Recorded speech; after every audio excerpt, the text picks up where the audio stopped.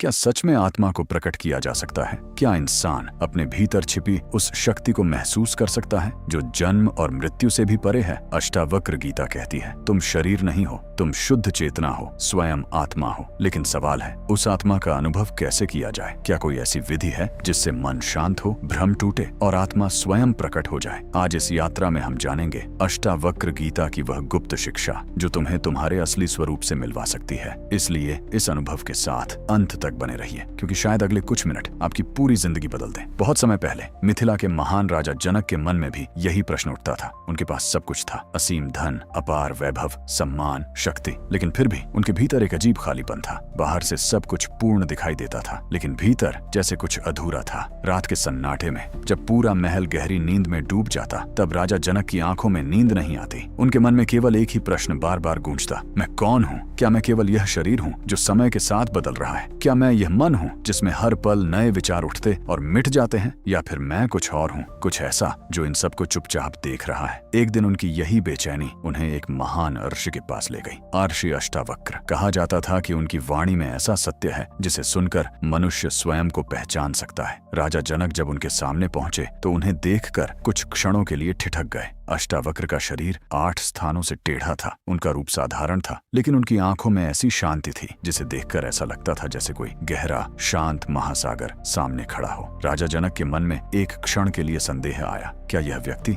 मुझे आत्मा का ज्ञान दे सकता है? तभी अष्टावक्र हल्के से मुस्कुराए और बोले, राजन, तुम सत्य को बाहर क्यों खोज रहे हो? जिसे तुम ढूंढ रहे हो वह तो हमेशा से तुम्हारे भीतर ही है। यह सुनकर राजा भीतर तक हिल गए। उन्होंने तुरंत पूछा, यदि आत्मा मेरे भीतर ही है तो मैं उसे देख क्यों नहीं पाता? मैं उसे महसूस क्यों नहीं कर पाता? अष्टावक्र ने शांत स्वर में उत्तर दिया, क्योंकि तुम्हारा ध्यान बाहर है। तुम संसार को देखने में इतने व्यस्त हो कि स्वयं को देखना भूल गए हो। यही अष्टावक्र गीता की पहली और सबसे गहरी शिक्षा है। आत्मा को पाने के लिए कहीं जाने की आवश्यकता नहीं है, कुछ नया हासिल करने की भी जरूरत नहीं है। केवल उस झूठी पहचान को छोड़ना है जिसे तुम अपना मैं मान बैठे हो। तुम शरीर नहीं हो, तुम मन नहीं हो, तुम विचार नहीं हो, तुम वह हो जो इन सब का साक्षी है। लेकिन उस साक्षी को अनुभव करने के लिए सबसे पहले मन को शांत करना होगा, क्योंकि जब तक मन विचारों के तूफान से भरा रहेगा आत्मा का प्रकाश दिखाई नहीं देगा। जैसे हिलते हुए पानी में अपना चेहरा साफ दिखाई नहीं देता, वैसे ही अशांत मन में आत्मा का प्रतिबिंब नहीं दिखाई देता। और यहीं से शुरू होती है आत्मा को प्रकट करने की पहली यात्रा। एक ऐसी यात्रा जो बाहर नहीं भीतर ले जाती है, जहाँ प्रश्न भी तुम हो और उत्तर भी तुम ही हो। राजा जनक अष्टावक्र की बात सुनकर गहरे मौन में डूब गए। उनके भीतर जैसे कोई पुराना दरवाजा धीरे धीरे खुलने लगा था। पहली बार उन्हें लगा कि शायद अब तक वे सत्य को गलत दिशा में खोजते रहे। उन्होंने विनम्रता से पूछा, गुरुदेव, यदि आत्मा मेरे भीतर ही है तो फिर मुझे उससे दूर क्या रखता है? वह कौन सी दीवार है जो मुझे स्वयं से अलग किए हुए है? अष्टावक्र ने शांत दृष्टि से उनकी ओर देखा और बोले, राजन, तुम्हारे और तुम्हारी आत्मा के बीच कोई बाहरी दीवार नहीं है, केवल एक चीज खड़ी है, तुम्हारा मन। राजा जनक चौंक गए। उन्होंने कहा, मेरा मन? लेकिन यही तो मेरी सोच है, मेरी पहचान है। मैं इसी से निर्णय लेता हूँ, इसी से संसार को समझता हूँ। फिर यही बाधा कैसे हो सकता है? अष्टावक्र हल्के से मुस्कुराए और पास रखे जल से भरे एक पात्र की ओर इशारा किया। उन्होंने कहा, इस जल को देखो। जब पानी शांत है तब उसमें तुम्हारा चेहरा साफ दिखाई देता है, लेकिन अगर यही पानी हिलने लगे तो क्या तुम अपना प्रतिबिंब देख पाओगे? राजा ने उत्तर दिया, नहीं गुरुदेव। अष्टावक्र बोले, ठीक यही तुम्हारे मन के साथ हो रहा है। जब मन विचारों से भरा होता है, इच्छाओं, भय और चिंताओं से डोल रहा होता है, तब उसमें आत्मा का प्रतिबिंब दिखाई नहीं देता। आत्मा कहीं गई नहीं है, केवल मन का शोर उसे ढक देता है। राजा जनक ध्यान से सुन रहे थे। उनके भीतर जैसे हर शब्द उतरता जा रहा था। उन्होंने पूछा, तो क्या मन को पूरी तरह रोक देना होगा? क्या विचारों को समाप्त करना होगा? अष्टावक्र ने सिर हिलाया और कहा, नहीं, मन को दबाना नहीं है, केवल उसे देखना है। राजा कुछ समझ नहीं पाए। अष्टावक्र ने समझाया, जब कोई विचार आए उससे लड़ो मत, उसे रोकने की कोशिश मत करो, केवल उसे देखो जैसे आकाश बादलों को गुजरते हुए देखता है। तुम विचार नहीं हो, तुम वह हो जो विचारों को देख रहा है। राजा जनक ने पहली बार अपनी आंखें बंद की और भीतर झांकने की कोशिश की। उनके मन में विचार उठने लगे, राज्य की चिंता, परिवार की याद, भविष्य का भय, सम्मान खोने का डर। लेकिन इस बार उन्होंने उन विचारों का पीछा नहीं किया, वे केवल उन्हें देख रहे थे। कुछ क्षण बीते और अचानक भीतर एक ऐसी शांति उतरी जिसे उन्होंने पहले कभी महसूस नहीं किया था। जैसे समय कुछ पल के लिए रुक गया हो। उन्होंने धीरे धीरे अपनी आंखें खोली। उनके चेहरे पर आश्चर्य था। गुरुदेव, अभी कुछ हुआ। कुछ क्षणों के लिए ऐसा लगा जैसे मैं अपने विचारों से अलग हूँ, जैसे मैं केवल देख रहा हूँ। अष्टावक्र मुस्कुराए। यही शुरुआत है राजन, यही आत्मा की पहली झलक है। उन्होंने आगे कहा, आत्मा को प्रकट करने की दूसरी विधि है साक्षी बनना। हर विचार को देखो, हर भावना को देखो, हर भय, हर इच्छा, हर क्रोध, बस देखो, उनसे जुड़ो मत, क्योंकि जिस क्षण तुम देखने वाले बन जाते हो उसी क्षण तुम मन से मुक्त होने लगते हो। राजा जनक अब समझने लगे थे कि आत्मा कोई दूर की चीज नहीं, बल्कि वह मौन उपस्थिति है जो हमेशा उनके भीतर थी, लेकिन मन के शोर में छिप गई थी। उस दिन पहली बार उन्हें एहसास हुआ कि शांति बाहर नहीं मिलती, शांति तो भीतर पहले से मौजूद है, बस उसे सुनने के लिए मन का शोर शांत करना पड़ता है। और यही वह क्षण था जब उनकी आत्मा धीरे धीरे स्वयं को प्रकट करने लगी। राजा जनक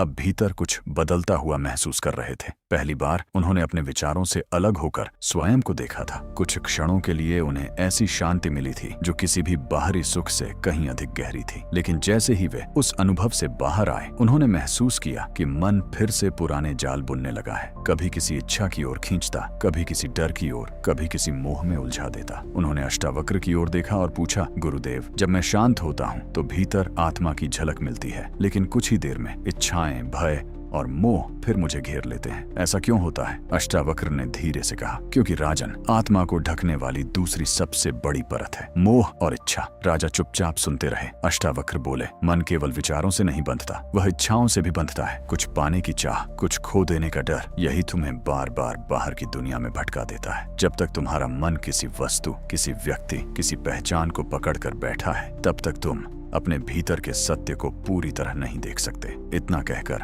उन्होंने पास खड़े एक विशाल वृक्ष की ओर इशारा किया। उस वृक्ष को देखो राजन, वह शांत खड़ा है, न उसे कुछ पाने की जल्दी है, न कुछ खोने का भय। हवा आती है तो वह झुक जाता है, वर्षा होती है तो उसे स्वीकार करता है, धूप आती है तो उसे भी स्वीकार करता है। इसलिए वह स्थिर है, शांत है, पूर्ण है। फिर उन्होंने राजा की ओर देखकर कहा, लेकिन मनुष्य, वह हर समय कुछ न कुछ पकड़ कर रखना चाहता है, धन, संबंध, सम्मान, पहचान, और इसी पकड़ में वह स्वयं को खो देता है। राजा जनक के भीतर जैसे कोई गहरी बात उतर रही थी। उन्होंने धीरे से पूछा, तो क्या सब कुछ छोड़ देना ही मुक्ति है? अष्टावक्र मुस्कुराए, नहीं राजन, संसार को छोड़ना आवश्यक नहीं, संसार से चिपकना छोड़ना आवश्यक है। राजा ने आश्चर्य से उनकी ओर देखा। अष्टावक्र बोले, वस्तुएं रहें, लोग रहें, जिम्मेदारियां रहें, लेकिन तुम्हारा मन उनसे बंधा न रहे, यही सच्चा वैराग्य है। फिर उन्होंने अपनी मुट्ठी में थोड़ी रेत उठाई और कहा, कल्पना करो, तुम्हारे हाथ में यह रेत है, जितना अधिक इसे कसकर पकड़ोगे उतनी ही तेजी से यह तुम्हारे हाथ से फिसलेगी, लेकिन यदि हाथ ढीला कर दो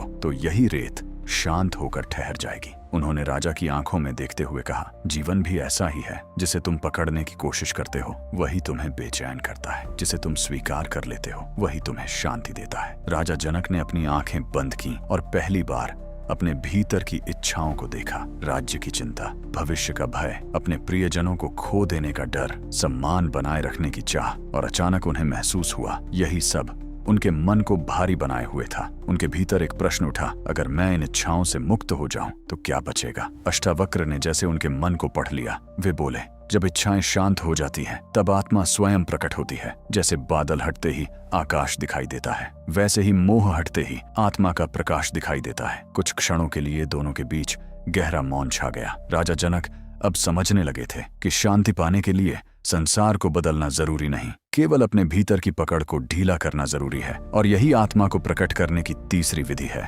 त्याग नहीं बल्कि अनासक्ति। सब कुछ करते हुए भी भीतर से मुक्त रहना, प्रेम करना लेकिन पकड़ना नहीं, जिम्मेदारियां निभाना लेकिन उनमें खो जाना नहीं। क्योंकि आत्मा तभी प्रकट होती है जब मन यह स्वीकार कर लेता है कि उसे कुछ भी पकड़ कर रखने की आवश्यकता नहीं है। और उस रात राजा जनक के भीतर पहली बार एक हल्कापन जन्मा, जैसे कोई पुराना बोझ उतरने लगा हो, जैसे आत्मा की रोशनी अब धीरे धीरे भीतर फैल रही हो। रात अब और भी गहरी हो चुकी थी। चारों ओर ऐसा मौन था मानो स्वयं प्रकृति भी इस दिव्य संवाद को सुन रही हो। राजा जनक के भीतर अब पहले जैसा तूफान नहीं था। विचार शांत हो चुके थे, इच्छाओं की पकड़ ढीली पड़ चुकी थी और मन पहली बार हल्का महसूस हो रहा था। लेकिन फिर भी उनके भीतर एक अंतिम प्रश्न अब भी जीवित था। उन्होंने अष्टावक्र की ओर देखा और धीमे स्वर में पूछा, गुरुदेव, यदि मन शांत हो जाए, यदि इच्छाएं भी समाप्त हो जाए, तो क्या यही आत्मा का पूर्ण अनुभव है या अभी भी कुछ बाकी है? अष्टावक्र की आंखों में गहरी करुणा और प्रकाश था। उन्होंने धीरे से कहा, राजन, अभी एक अंतिम पर्दा शेष है, सबसे सूक्ष्म, सबसे कठिन और वही सबसे बड़ा भ्रम है। राजा ध्यान से सुनने लगे। अष्टावक्र बोले, तुम अब यह समझने लगे हो कि तुम शरीर नहीं हो, तुम मन नहीं हो, तुम इच्छाएं भी नहीं हो, लेकिन अभी भी तुम्हारे भीतर एक पहचान बची हुई है, मैं। यही अंतिम बंधन है। राजा जनक चौंक गए। लेकिन गुरुदेव, अगर मैं भी नहीं तो फिर मैं कौन हूँ? अष्टावक्र मुस्कुराए। कुछ क्षण मौन रहे, फिर उन्होंने आकाश की ओर इशारा किया। उस आकाश को देखो राजन, उसमें बादल आते हैं, चले जाते हैं, दिन आता है, रात आती है, तूफान आता है, फिर शांति लौट आती है।